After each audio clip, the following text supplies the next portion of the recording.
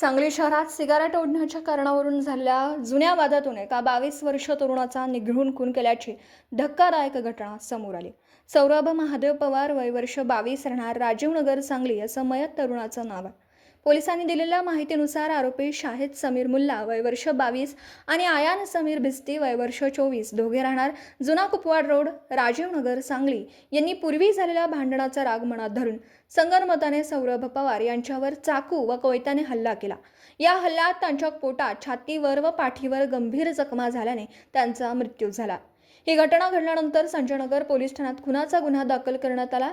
Police अधीक्षक संदीप भुगे यांच्या मार्गदर्शनाखाली पोलीस निरीक्षक सतीश कदम व त्यांच्या पथकाने तात्काळ घटनास्थळी भेट देत तपास सुरू केला। दरम्यान गुप्त बातमीदारांमार्फत मिळालेल्या माहितीनुसार आरोपी शाहिद मुल्ला हा दुधाळ कॉर्नर परिसरात असल्याचं समजताच पोलिसांनी त्याला ताब्यात घेतलं। चौकशीत त्याने गुन्ह्याची कबुली दिली असून त्याचा साथीदार आयान भिस्ती हा सध्या फरार आहे।